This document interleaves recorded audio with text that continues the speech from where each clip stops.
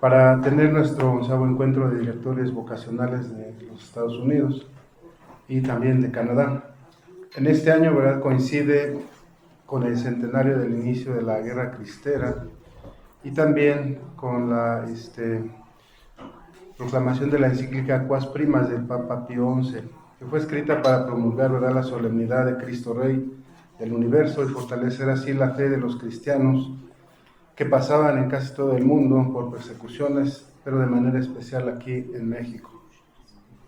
Es motivo de mucha alegría para nosotros, Arquidiócesis Primada de México, equipo formador y trabajadores de este seminario hispano, recibirlos durante estos días para poder compartir con ustedes algunas ideas y propuestas que nos ayuden a fortalecer nuestra vida de fe, nuestra vida sacramental y pastoral, nuestra vida personal y de las diócesis a las que pertenecemos.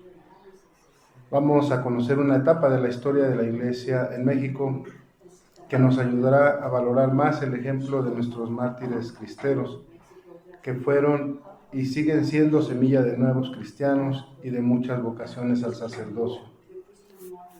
En primer lugar, Monseñor Luis Manuel Pérez Raigosa nos compartirá algunas guías para la formación sacerdotal desde la sabiduría de la cruz, apoyado en el ejemplo de los santos mártires cristeros, que en su mayoría son sacerdotes.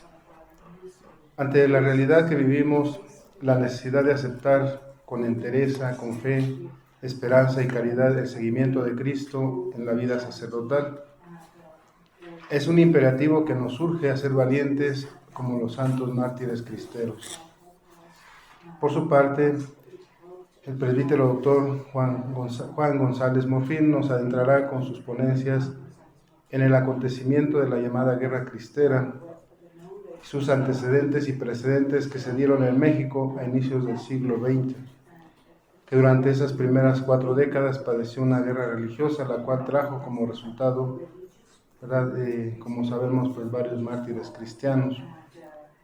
Con la ayuda de la historia como una lente que nos hará viajar en el tiempo para conocer las actividades de la Iglesia Católica ante la persecución gubernamental anticlerical, que abiertamente quería hacer menos y, de ser posible, desaparecer esta religión del país y poder hacer de la sociedad mexicana una sociedad sin religión, lo cual trajo consigo un levantamiento armado sin precedentes en la historia de la Iglesia Universal.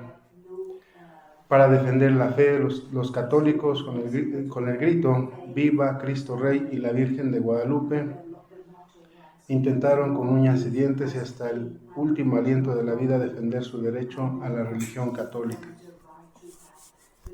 Llegar a tener una aparente paz entre la Iglesia y el Estado ante el desconcierto de los católicos que se sintieron en parte de este proceso abandonados por ambas partes en conflicto. No obstante, estas circunstancias y gracias a ellas, en parte se dio la proclamación,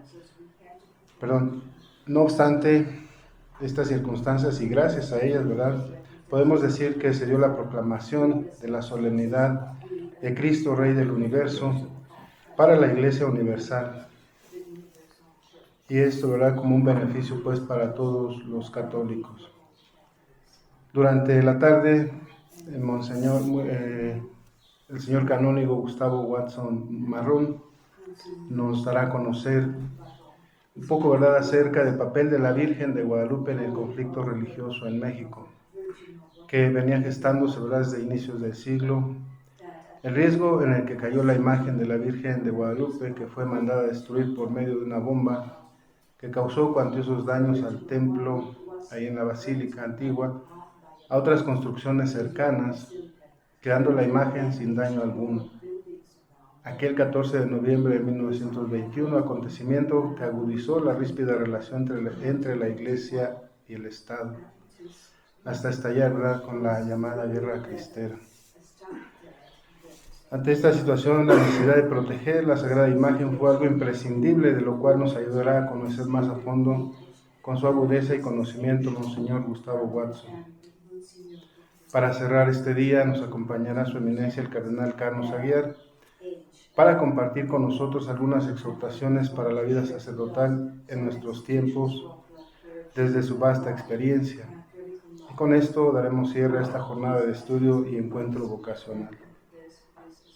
Bueno, pues un poquito, ¿verdad?, de la historia del seminario, algunas estadísticas para que ustedes puedan conocer un poco más, ¿verdad?, acerca de él.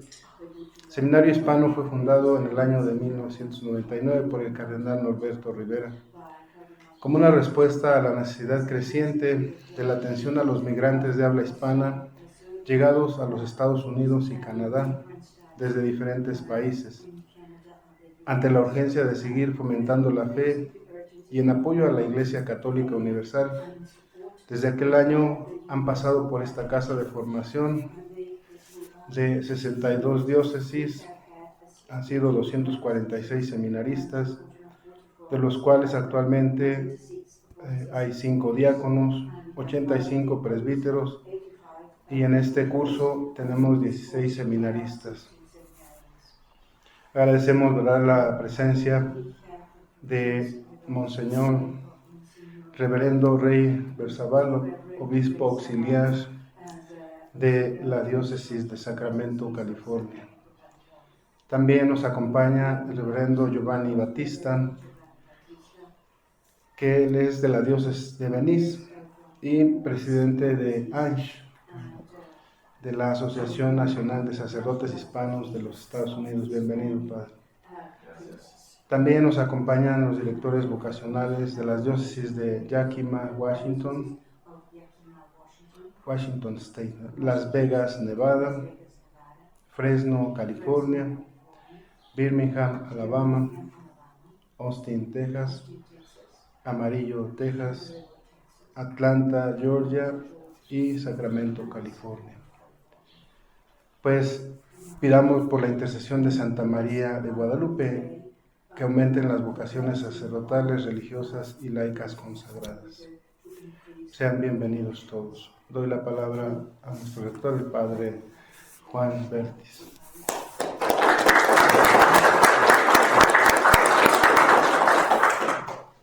Para no alargar, solamente de nuevo agradecer a su excelencia Luis Manuel Pérez Raigosa por su generosa aceptación a la invitación que le hicimos para participar aquí en este encuentro.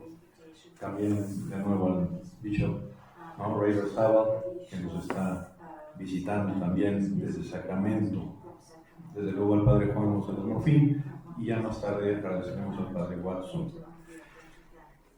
Quisiera citar un breve parrafito de este libro, que es quizá el más famoso sobre la historia de la cristiada, ¿no? Es una tesis doctoral de Jan Meyer, y hay un párrafo que me llamó la atención para comenzar este encuentro. Dice: la realización del reino tuvo lugar en aquel entonces, 1926-1929, pero ¿puede una guerra a balazos ser un ideal? Lo que dice Cristo es terrorífico. ¿Podrás tú, querido lector, entender que la cristiada no fue guerra, sino la vida que surge entre los cristeros? Porque la cristiada, todos la ven como la guerra frente a calles y su gobierno, pero no, hay que verla desde dentro. Entonces, se ve que la guerra fue la guerra personal de cada uno para ser en este mundo.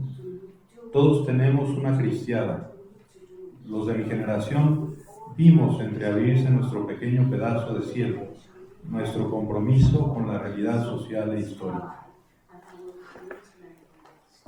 Y bueno, yo creo que la llave para entender o para poder leer todo lo que vamos a estudiar el día de hoy puede ser justamente esta, ¿no? La cristiada como tarea. No solamente como un dato histórico de nuestra patria, de nuestra iglesia, sino como una puesta en marcha del combate personal contra las fuerzas del mal que quieren alejarnos de Dios nuestro Señor. Pues que este encuentro no sea solo una lección erudita, como decíamos, de historia, sino un acicate, una escuela, un estímulo para dar la propia batalla personal y colectiva, batalla eclesial, para hacer brillar el reino de Cristo sobre la tierra. Y así, Pues quisiera dar la palabra ahora sí a Monseñor Luis Manuel Pérez Raigosa para que comience su exposición. Muchísimas gracias, Monseñor.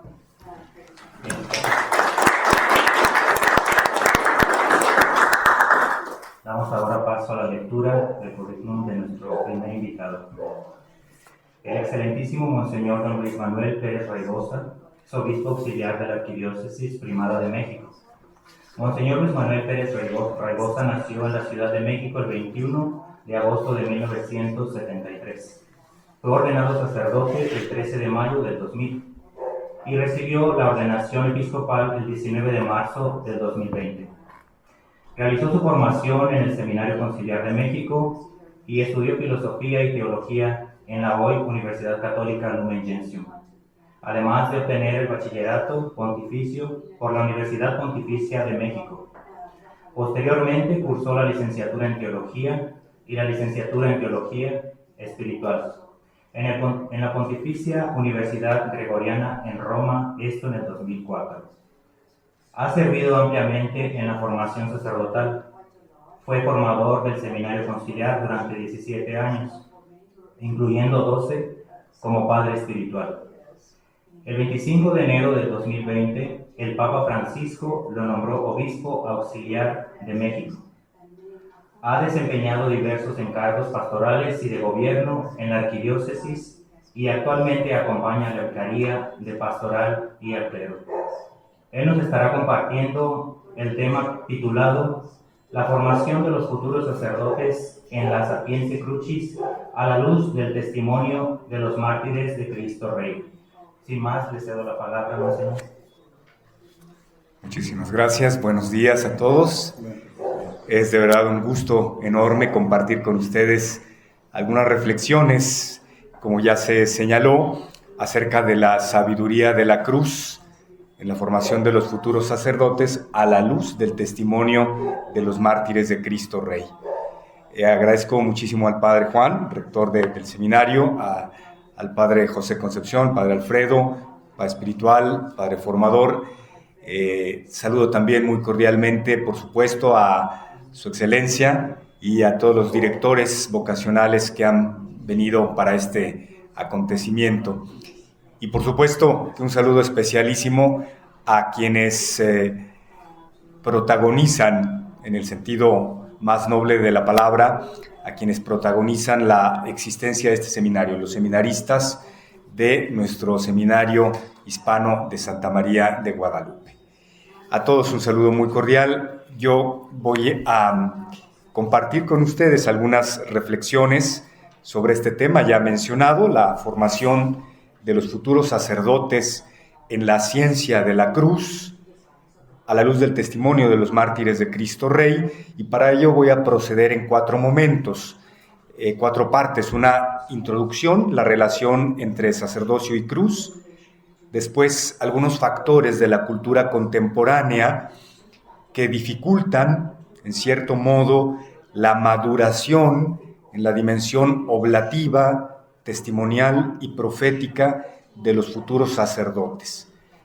Quizá en este segundo aspecto voy a detenerme con particular atención, porque así como los mártires de Cristo Rey derramaron su sangre en contextos eclesiales, sociales, ideológicos, que explican ese derramamiento de sangre y explican la necesidad de responder con el testimonio del martirio, hoy quienes se forman al sacerdocio tienen otros desafíos y hay otro tipo de persecución, que es una persecución a veces soterrada, contextual, ideológica, pero que al mismo tiempo dificulta en algunos casos la formación de los futuros sacerdotes justamente en la dimensión oblativa del sacerdocio. Entonces, ese será el segundo apartado. El tercero, los mártires de Cristo Rey como maestros de la sabiduría de la cruz. Y finalmente, algunas palabras a modo de conclusión. Comienzo entonces con la introducción. Relación entre sacerdocio y cruz. Sacerdocio bautismal, sacerdocio común de los fieles, pero particularmente sacerdocio ministerial y cruz. Durante este año estamos haciendo memoria de un ejército de bautizados que, habiendo vivido la cruda persecución religiosa en México, derramaron su sangre dando testimonio de su fe en Cristo. Como bien sabemos todos, y las ponencias de este día nos van a recordar, esta persecución cegó la existencia de centenares de cristianos, enlutó decenas de familias y redujo al desamparo, orfandad y miseria a muchos cristianos por el solo hecho de ser cristianos. Pero, ¿qué llevó a los mártires de la persecución religiosa en México a entregar su vida? ¿Qué convicciones, qué valores, qué talante, qué vida interior hicieron posible tal entrega? Sin lugar a dudas, la valentía profética de nuestros mártires no se improvisó. Su fidelidad a Cristo, rubricada por el derramamiento de su sangre, fue gestándose a lo largo de toda su vida y dio su fruto más precioso en la aceptación del martirio. Pero no se improvisó, esa entrega no se improvisó. Como es por todos conocido, muchos de estos mártires fueron sacerdotes. ¿Qué formación habían recibido estos sacerdotes? ¿Cómo había sido fraguado hasta el momento su corazón por su experiencia de fe, primero en la familia, en su pueblo, en su sociedad y después en sus respectivos seminarios? Pienso que el talante de estos mártires ha de llevarnos a pensar en la formación de nuestros futuros sacerdotes.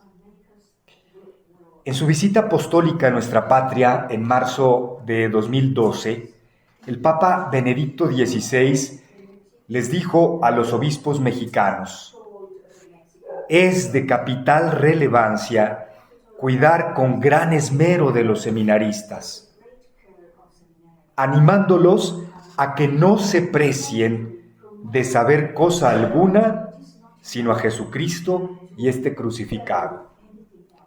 El mensaje que en ese 2012 el Papa Benedicto dio a los obispos mexicanos con respecto a los seminaristas fue este: cuidarlos con un especial esmero, pero al mismo tiempo animarles a que no se precien de saber cosa alguna sino a Jesucristo y este crucificado.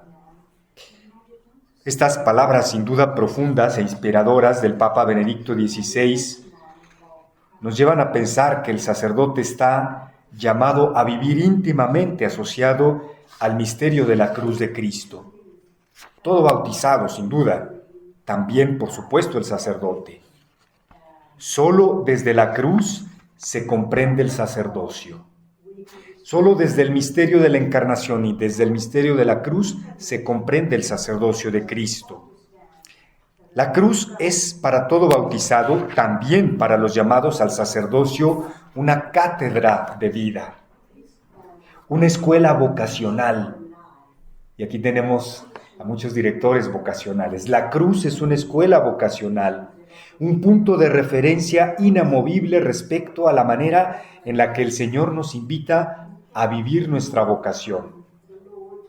Por ello, la formación de los futuros sacerdotes ha de ayudarles a comprender y a asumir la íntima relación entre sacerdocio y cruz, la cual se presentará con diversas formas durante el tiempo de la formación en el seminario y después a lo largo de toda la vida sacerdotal. Y en esto los mártires de Cristo Rey brillan como preclaros e insignes maestros. Es fundamental que la formación inicial y permanente ayude a los llamados a crecer cada vez más en libertad interior, disponibilidad, generosidad, valentía y fortaleza para donarse, lo cual implica morir cada vez más a nosotros mismos y a todo aquello que nos esclavice en el egoísmo y en la autorreferencialidad, pero al mismo tiempo implica crecer en disponibilidad para abrazar la cruz en la forma que Dios lo vaya disponiendo. sería un despropósito mantener a los seminaristas en la ignorancia de aquello a lo cual se van a enfrentar en el futuro ministerio. Un ministerio que será vivido por ellos más que por nosotros hoy en ambientes adversos, en ambientes ideológicos, sociológicos, contextuales, contrarios a la fe y también contrarios al ejercicio del sacerdocio ministerial. Por eso es fundamental formar y acompañar a los futuros presbíteros para que aprendan a mirar y amar a la Iglesia con los ojos y las entrañas del buen pastor que se entregó por ella, por la Iglesia, en la cruz. De tal manera que entiendan, como lo dijo también el Papa Benedicto XVI en la última misa crismal que celebró, que el sacerdote jamás se pertenece a sí mismo. Un sacerdote jamás se pertenece a sí mismo, le pertenece a Dios y le pertenece a la Iglesia. Asimismo, los seminaristas necesitan ser acompañados para que adquieran la conciencia clara y serena de que ejercerán su futuro ministerio en ambientes cada vez más adversos y hostiles hacia la fe cristiana. De modo que, identificados con Cristo, injustamente condenado a la muerte, no se desanimen ante el rechazo y el linchamiento mediático por quienes pretenden obstaculizar la misión evangelizadora de la Iglesia y hacer escarnio de la fe católica y del sacerdocio ministerial. Los mártires de Cristo Rey libraron su propia lucha. Hoy nos toca librar una lucha distinta en diferentes aspectos, pero parecida en tantos otros. Los seminaristas han de comprender que para redimir y salvar a los hombres, Cristo derramó su sangre, y que el sacerdote no puede dedicarse a la salvación de sus hermanos sin participar personalmente, existencialmente, en el alto precio de la redención. Ese alto precio de la redención fue la cruz. Por ello, habrán de ser fuertes para no dudar en sacrificarse por la salvación del pueblo que Dios y la Iglesia les van a encomendar en su futuro ministerio. Solo de Cristo en la cruz se aprende a ser sacerdote.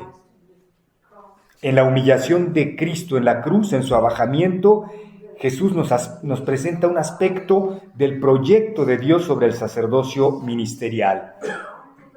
¿Cuál es? El servicio humilde y sencillo, la entrega de quien se sabe siervo, de quien no busca en las estructuras de la Iglesia una promoción personal ni el dominio sobre los demás, sino simplemente servir. Simplemente servir. Seminaristas y sacerdotes, obispos, no hemos de tener miedo de abrazar como criterio único y último de nuestra vida la persona de Jesús, como lo hicieron los mártires de Cristo Rey, de contemplarlo a Él, a Cristo, obstinadamente, hasta desaparecer en Él, hasta hacernos semejantes a Él. Hasta aquí las palabras introductorias, la relación entre sacerdocio y cruz. Ahora quisiera compartirles un pensamiento acerca de algunos factores, algunos elementos, realidades de la cultura contemporánea que dificultan, no impiden, pero sí dificultan la maduración en esta dimensión oblativa, testimonial y profética en la que han de formarse los futuros sacerdotes, de la cual hablaba en la primera parte. Quiero advertir que no es mi intención de ninguna manera presentar aquí un panorama gris, un panorama desalentador. Voy a señalar un poco más de 20 elementos contextuales, culturales, que pudieran dificultar la vivencia de la dimensión oblativa en los futuros sacerdotes y en los sacerdotes. Pero no quiere ser esto una visión maniquea del mundo en que vivimos. No es esa la visión de Dios, no es esa la visión de la Iglesia.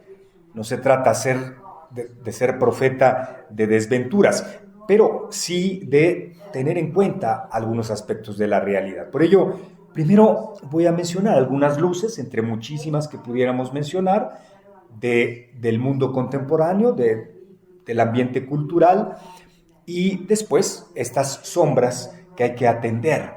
¿Por qué? Porque somos hijos de nuestro tiempo y porque nuestros futuros sacerdotes llegan, como es más que obvio, precisamente de estos contextos culturales.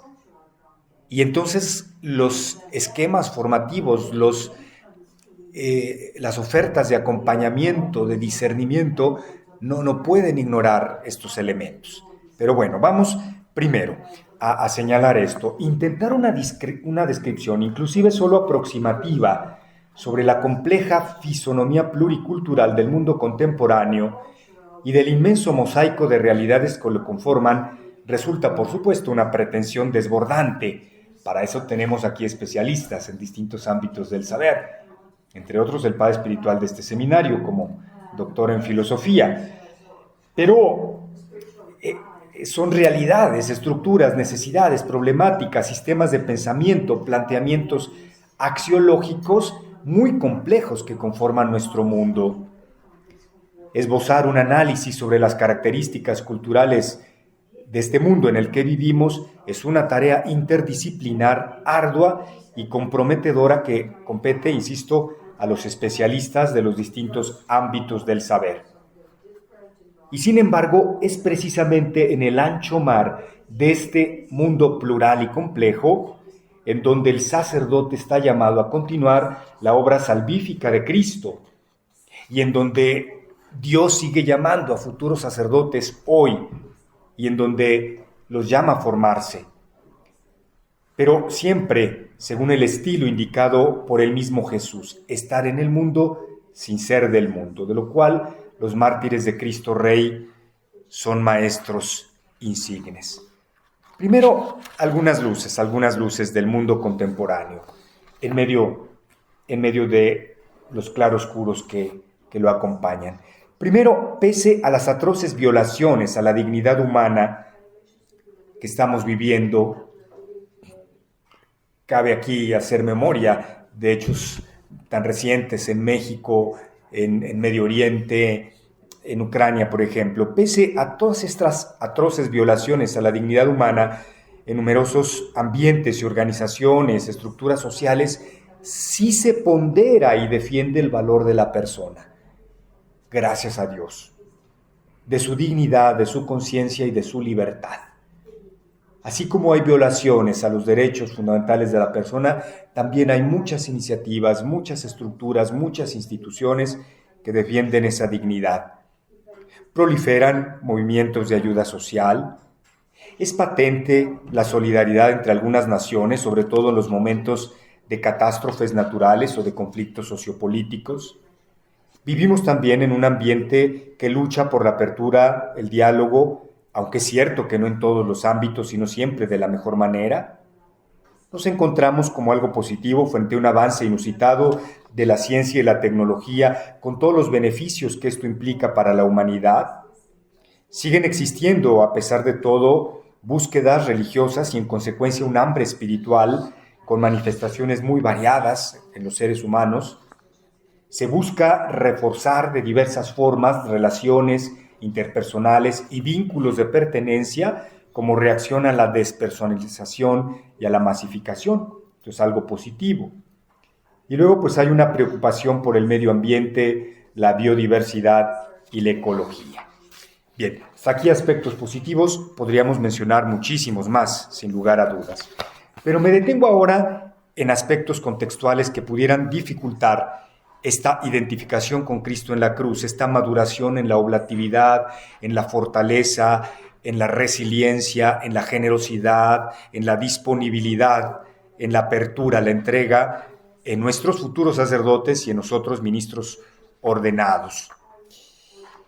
Primero, pues el individualismo y el desinterés por el otro. Hoy se prefiere vivir sin apegos personales, familiares o comunitarios.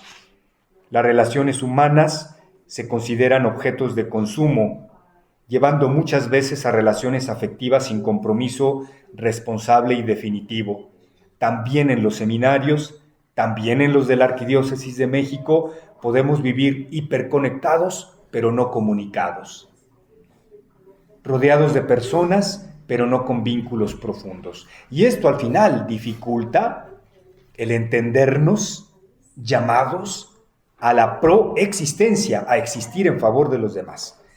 Segundo, despersonalización e instrumentalización de las relaciones interpersonales, a veces dominados por el criterio de lo funcional, lo cual dificulta la vivencia de las auténticas relaciones humanas, de la caridad pastoral y en el futuro de la fraternidad sacerdotal, si nos quedamos en esta despersonalización, si no hacemos amistades profundas. Tercero, el relativismo ideológico y moral, que pueden llevar a obnubilar la propia conciencia, también en los seminarios, a pensar que todo se puede, que todo se vale, que todo da lo mismo.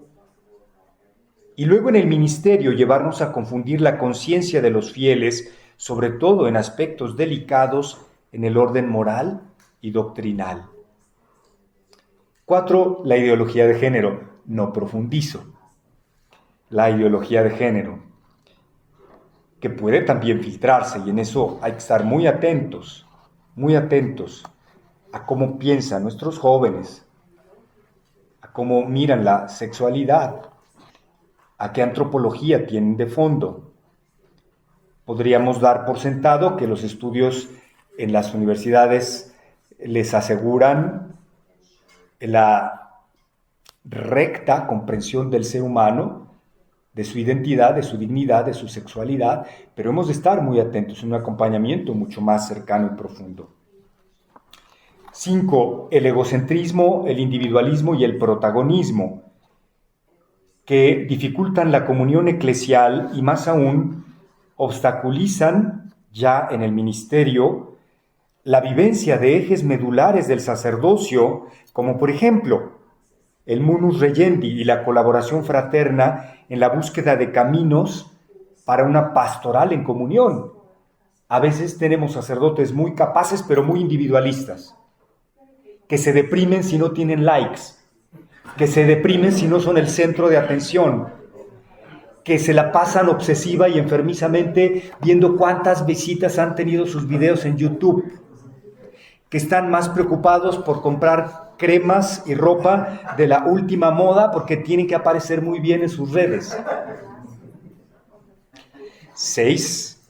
Sobrevaloración de la subjetividad individual y ponderación a veces desproporcionada y reductiva de la libertad humana, ¿no? Cuando no se entiende y no se vive rectamente la libertad humana, tenemos serios problemas para la convivencia, para la fraternidad, para la comunión eclesial y también para la obediencia, por supuesto.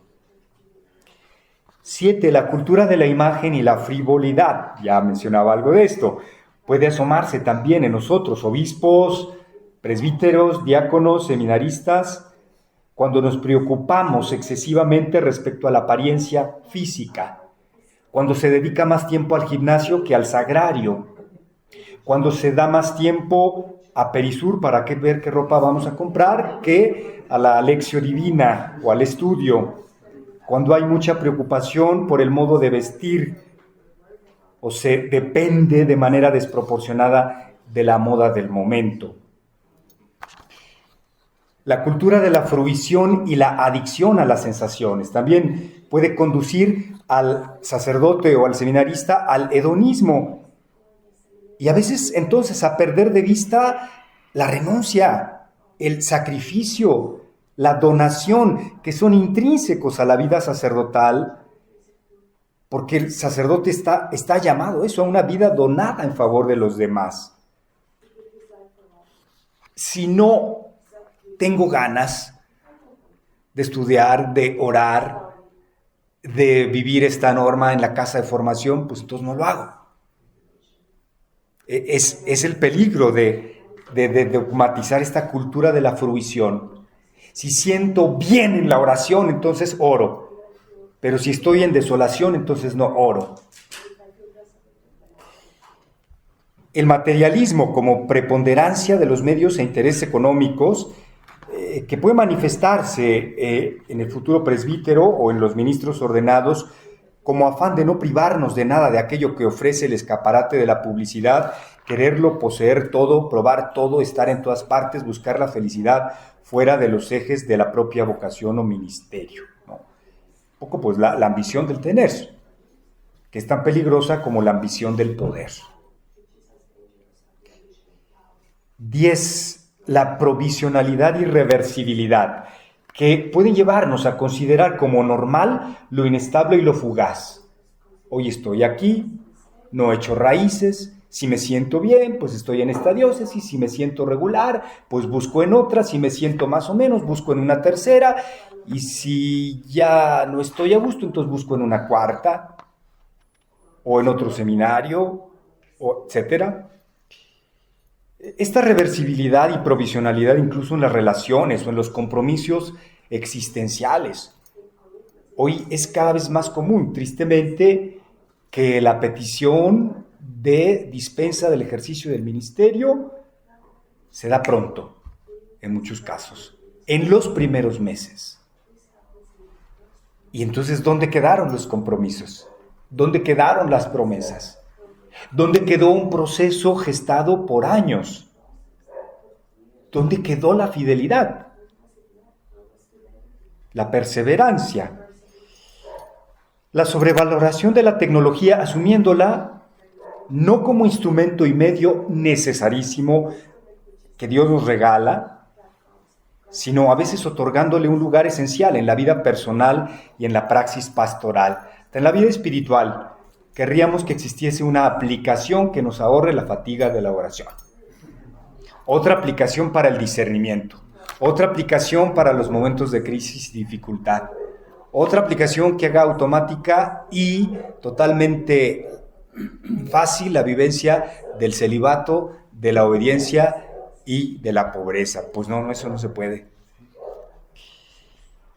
La 12, la sobrevaloración de los aspectos sociológicos y organizativos de la Iglesia, que a veces estamos más preocupados, decía el Papa Francisco, por la hoja de ruta que por la ruta, que es el Evangelio, por la planeación, por la estrategia, por los medios, por las estadísticas, que por el Evangelio mismo. Una cosa también que pues es muy contextual nuestro, es la cuestión de el frenético deseo de seguridad y de garantías en todos los aspectos de la vida. Hoy tenemos seguro de todo, ¿no? Y hay que tenerlo, el seguro del coche, el seguro de vida, el seguro de salud, el seguro de la casa, pero a veces querríamos también en la vocación tener seguridad de todo, que mi obispo me va a comprender, que me va a valorar, que voy a estar en una comunidad donde no voy a padecer, donde todos me van a apreciar, donde no va a haber sacrificios, donde todas las condiciones van a ser óptimas para el ejercicio del ministerio, que me firme el obispo que no voy a tener ninguna crisis, que no voy a tener dudas. Pues sí, vivimos en la cultura de los seguros, pero en esto la seguridad la da el Señor. Él es el seguro. Él es el garante. Él es el fiel a las promesas. La escasa tolerancia a la frustración es otro aspecto. A veces lo hemos oído y creo que puede resultar muy antipático, ¿no? Particularmente para las nuevas generaciones, esto que hemos oído tanto de las generaciones de cristal puede resultar antipático y ofensivo. Pero es verdad que no solo las nuevas generaciones, en general muchos en nuestros contextos tenemos poca tolerancia a la frustración, poca resiliencia, poca fortaleza. 15, eficacia como supremo criterio de juicio. Y esto a veces puede llevar justo a la frustración, cuando se pone toda la carne al asador, por ejemplo, en un proyecto apostólico y no resulta. Y entonces, ¿qué viene? Me doy por vencido, bajo los brazos, no sigo sembrando, no sigo luchando, cuelgo la sotana y me voy. porque esto no resultó, porque no fue eficaz, porque no fue eficiente.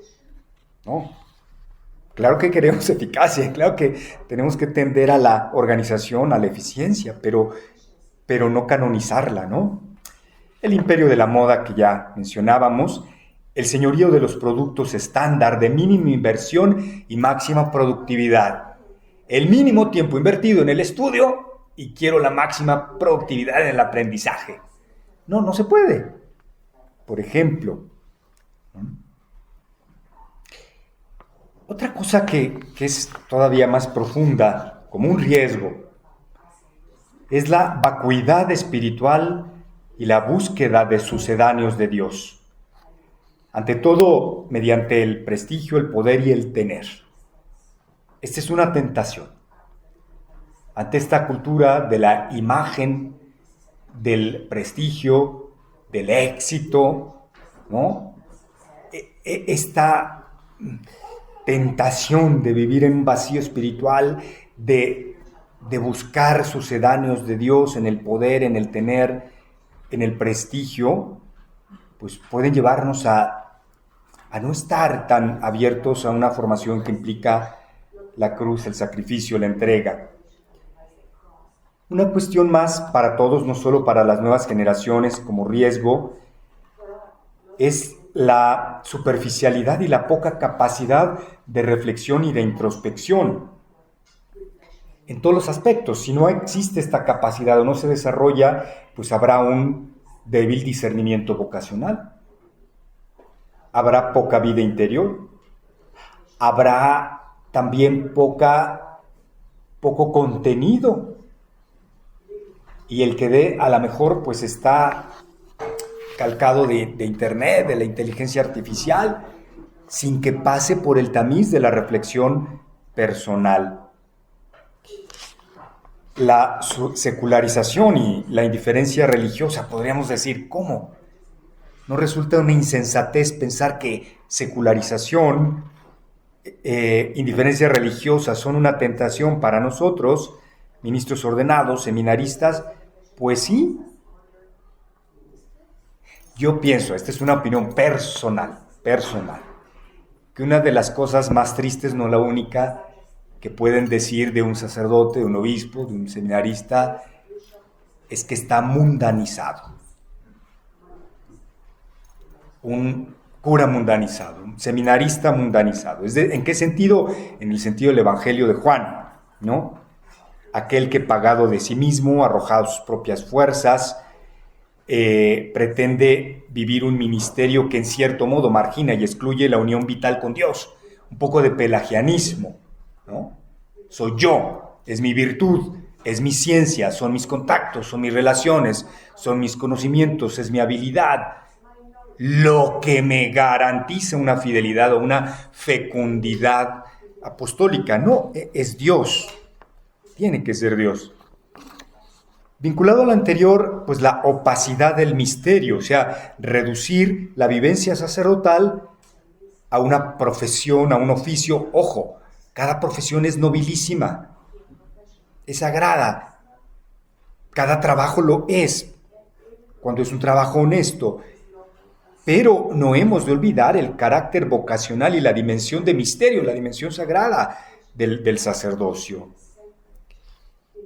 Una tentación más puede ser la desilusión, el desgano, la languidez, el eclipse de sentido que está en boga hoy. Hoy tenemos generaciones deprimidas. Hoy tenemos particularmente en adolescentes índices de suicidio como nunca antes. Hoy tenemos, lo cual resulta paradójico y desconcertante, en algunas naciones con un alto desarrollo tecnológico, material, etcétera, índices de insatisfacción insospechados. Bueno, si esto lo traducimos a los momentos de cruz, de dificultad, de desilusión, de rechazo, de persecución, que necesariamente vivimos como bautizados y viviremos como sacerdotes, si no hay una consistencia real, espiritual, profunda, podemos dejarnos llevar por esto, por la desilusión. Ya no, ya para qué. ¿Para qué siembro? ¿Para qué lucho? ¿Qué sentido tiene? ¿No? El desgano, la languidez, el eclipse de sentido. ¿Cómo estamos formando, por ejemplo, a los futuros sacerdotes para enfrentar y sanar los eventuales, entre comillas, fracasos pastorales? Entre comillas, fracasos pastorales. ¿Por qué? Dios siempre se encarga de sacar fruto de lo que, movidos por Él, sembramos. ¿Cómo estamos formando a los futuros sacerdotes? Me refiero a todos nuestros seminarios, por ejemplo, para asumir que hoy por hoy mucho de lo que vive, hace, dice el sacerdote, cae en el vacío de interés. Antes era el rechazo, era la persecución, era la agresión. Hoy es una agresión quizá todavía más fuerte, el vacío de interés.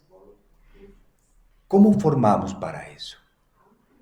¿Cómo formamos para vivir 3 aspectos medulares de la vida ministerial que son el celibato y la castidad, la obediencia y la pobreza, en un contexto como el que acabamos de señalar? Ahí tenemos, no dará el tiempo ahora de mirarlo, pero gracias a Dios, toda la inspiración del magisterio de la Iglesia en la Ratio Fundamentalis Universal, en la Ratio Nacional, en Pastores Dabo Vobis, que sigue vigente, por supuesto, en infinidad de documentos de los sumos pontífices, del dicasterio para el clero, en el magisterio de nuestros obispos. Bien, vamos a dejar hasta aquí esta segunda parte de la exposición. Yo espero haber sido claro, no pretendía presentar un panorama terrorífico, una visión maniquea de el contexto en el que vivimos, pero sí llamar la atención sobre algunos aspectos que hay que tener en cuenta, enfrentar, sanar, ¿no?, en la formación de los futuros sacerdotes hoy, para que crezcan en libertad interior y puedan vivir en el futuro un ministerio fecundo, generoso, abierto a la entrega que necesariamente comportará la cruz. Tercer aspecto. Los mártires de Cristo Rey como maestros de la sapiencia crucis, como maestros de la sabiduría de la cruz. Los mártires de Cristo Rey dieron su vida por Cristo y por su evangelio, por la Iglesia y por México, movidos sin lugar a dudas por una robusta vida teologal, enraizada, por supuesto, en profundas convicciones de fe.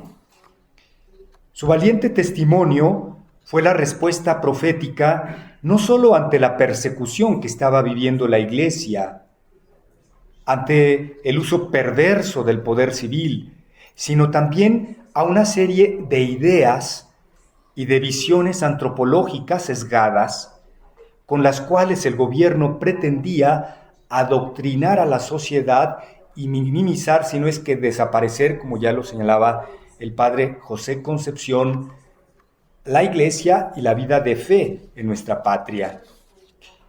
Los contextos históricos, sociales y eclesiales en los que hoy se forman los futuros sacerdotes y en los que vivimos quienes somos ya ministros ordenados, el ministerio, son distintos, como ya lo vimos.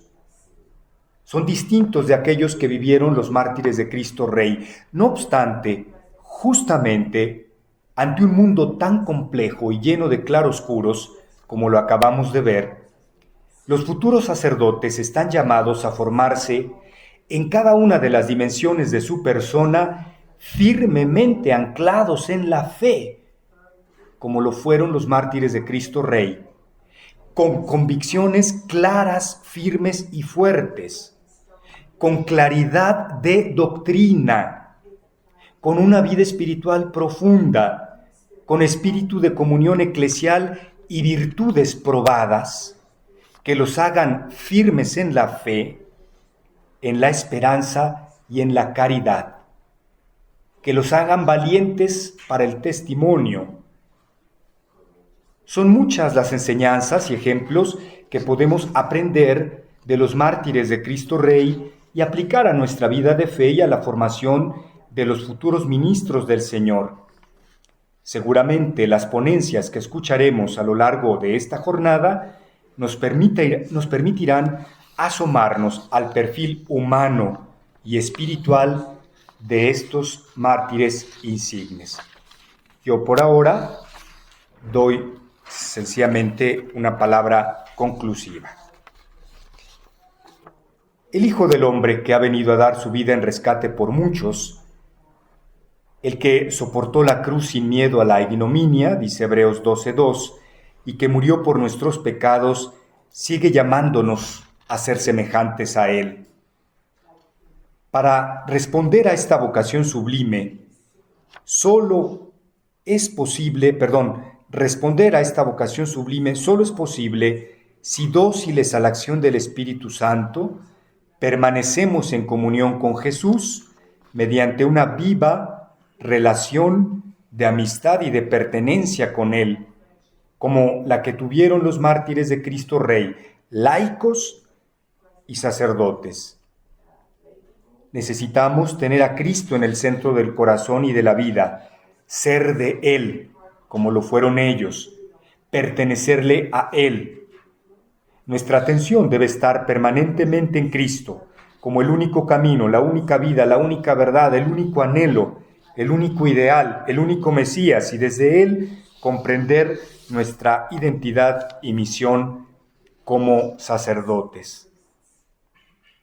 Ahora bien, identificarnos con Jesús, buen pastor que da la vida por sus ovejas, es, como ya lo señalábamos, asumir el misterio de la cruz. Asumir el misterio de la cruz.